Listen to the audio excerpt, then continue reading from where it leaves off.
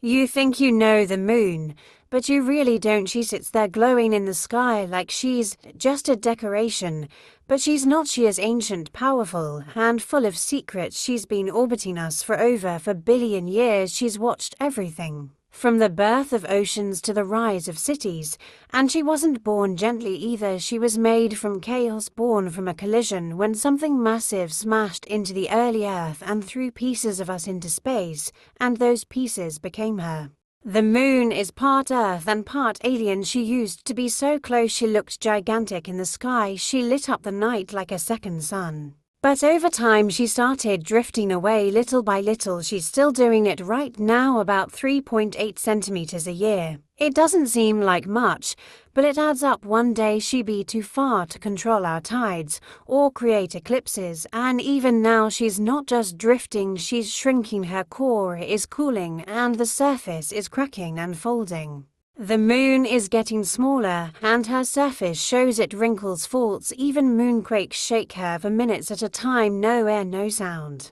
Just silence and motion, and you've never seen her full face, because she's tidally locked. She always shows us the same side, while her far side stays hidden like a secret she keeps to herself. The first image of it came in 1959, and it looked completely different, full of scars, craters, rough terrain, a totally different moon than the one we know.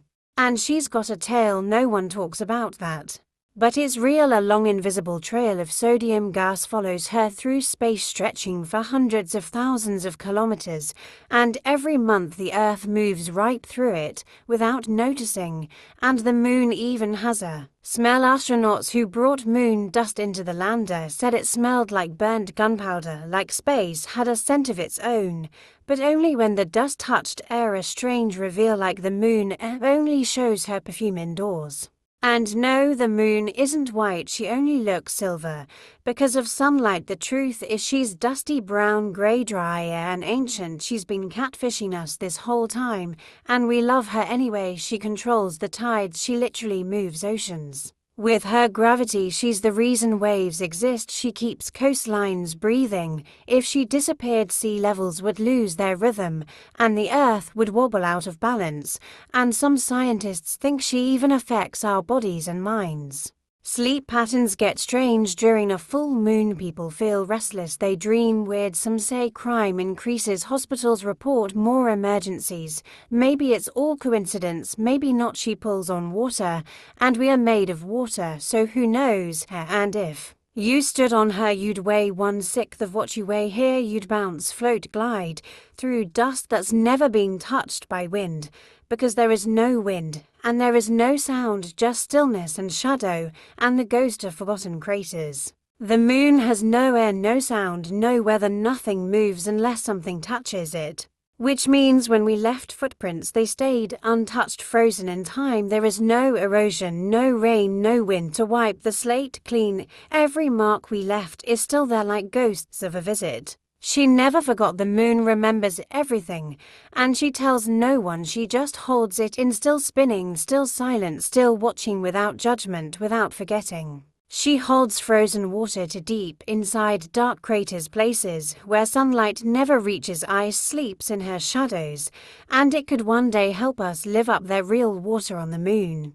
And not just a few drops, we're talking tons. Future missions plan to mine it, drink it, maybe even grow food with it, and look back at Earth from a dusty metal shelter. The blue planet, small and fragile, floating in a black sky, and maybe, just maybe, we'll feel how lucky we were to leave and come back. The moon isn't just a body in space, she's a mirror. She reflects who we are: curious, chaotic, always changing, pulled between light and shadow. Even her phases echo our moods, full, new, waning, hiding, and coming back again. She's always shifting but never gone, and she's in our calendars, our cultures, our gods, our stories. Wolves howling, witches casting, poets writing, lovers dreaming, all under her glow, like we've always known she was more than just a rock. She fits perfectly in front of the sun during an eclipse, and that shouldn't even be possible. The moon is 400 times smaller than the sun. but also for 100 times closer,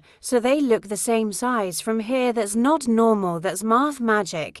And for just a few minutes she blocks the biggest thing in our solar system. Like she's saying, remember me, I matter too, and honestly we forget too often that she's been running the show behind the scenes. And when people dream of space, they dream of Mars, of stars, of other galaxies.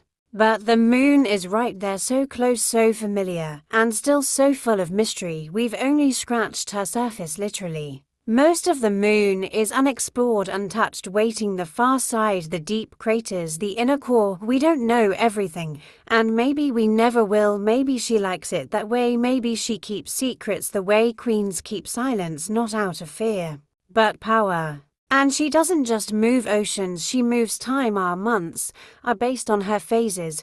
Our word for month comes from moon. She shaped our rituals, our clocks, our sense of passing days, before calendars, before watches. People looked up to track time, and she's still ticking, still changing, right on schedule. She waxes, she wanes, she disappears and returns, and we trust her even when we can't see her, because we know she's coming back, and we always wait. If you ever stood on her surface and looked at Earth, you'd cry, not from the cold or the silence, but from the sheer impossible beauty of seeing your world from the outside, a blue glowing marble floating in nothing. And suddenly everything makes sense, and also none of it does. We fight over borders, we chase time, we forget to look up, and the moon, she just floats there quietly, showing us what really matters from a distance where everything is small. She's been the guide of tides, the light for lovers, the keeper of ancient rhythms, and she's still here every night without fail, even when clouds hide her, even when city lights dull her shine. She's there watching, glowing,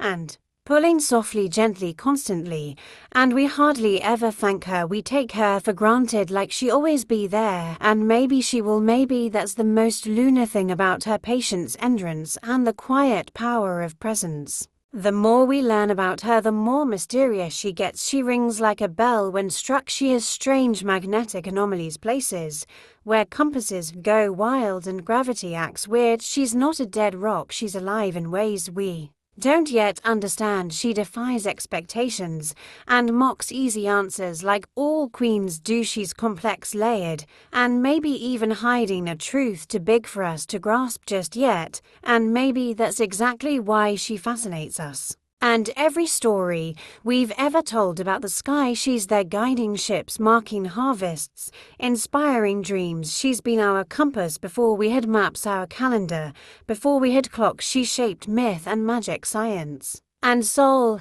And when we finally stepped on her, it wasn't just a mission, it was a reunion. We met someone who was always part of us, standing on dust that knew our planet's origin, surrounded by stars and wrapped in silence. They say the moon has no life, but maybe she's been alive all along. Maybe her life just doesn't beat the way ours does. Maybe it pulses through craters and echoes in silence. Maybe it hums through ice and reflects in the way she changes shape. Maybe her life is ancient and alien and quiet and real. Maybe it's not life as we know it, but life as she is, and maybe that's enough. Maybe her glow is her heartbeat, and we just haven't learned to hear it.